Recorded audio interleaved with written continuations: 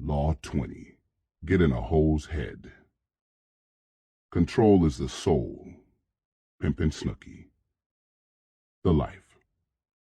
My first hoe, Dirty Red, had 10 pimps before me. That did make her a pro, and she had this game down pat. Ken, if you ask a bitch to do something and she acts like she doesn't hear you or snaps what, that's a good indication that she's ready to leave, Dirty Red told me. Smart ass bitch, how you know that? I asked. You ain't never pimped on a hoe. There I was, 16 years old, never pimped on a hoe, and I was questioning this veteran. She thought for a minute, and I assumed she was thinking, I'm only trying to lace this young ass pimp, and he's getting offended? I was so insecure about what I didn't know that I was getting mad at her for trying to school me. But I calmed down quick, because if I was going to be a king in pimping, I needed that game.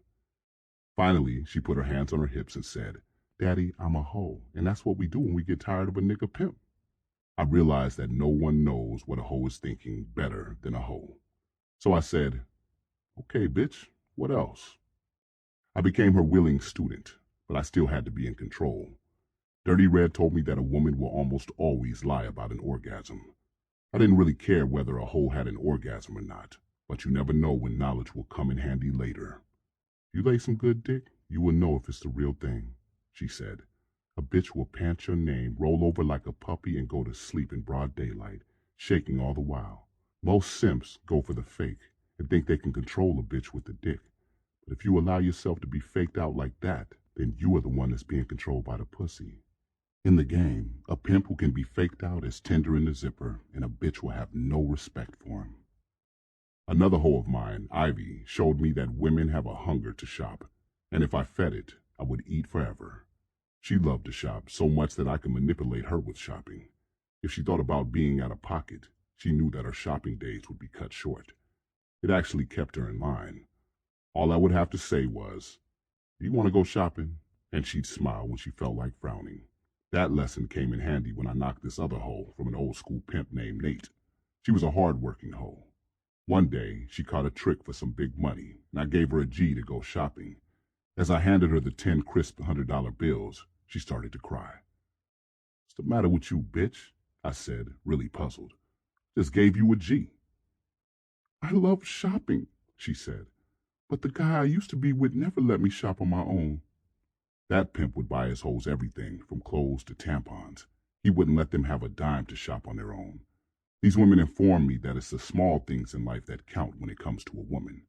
The kind words, or bringing her a gift for no reason, or remembering her birthday or something special to her, and listening when she talks. Those things really matter to them. Most pimps would think, you must be out of your mind. Pimps just don't do that square shit. Pimps never treat a hoe with much kindness. But I took this lesson and made it work for me. I took my pimping to a whole other level. Unless she feels love for you, a hoe's not going to give you her money for 8 and 10-year stretches. Some hoes want you to be hard on them, but with others, it's like Pimp C says. You serve vinegar, you're gonna get pickles. The trick is to figure out each hoe's mind. I knew one hoe named Jazzy Desi, a 23-year-old all-American snow bunny. She told me, most hoes are lost little girls who have been neglected growing up, now living in a woman's body. Hoes don't do this because they enjoy turning tricks. Most hoes don't even like sex. They believe a pimp will give them the love and care they didn't have growing up. A hoe does not want to be told the same thing a pimp tells all his other hoes, especially a bottom bitch. This is why bottom bitches run off the other hoes.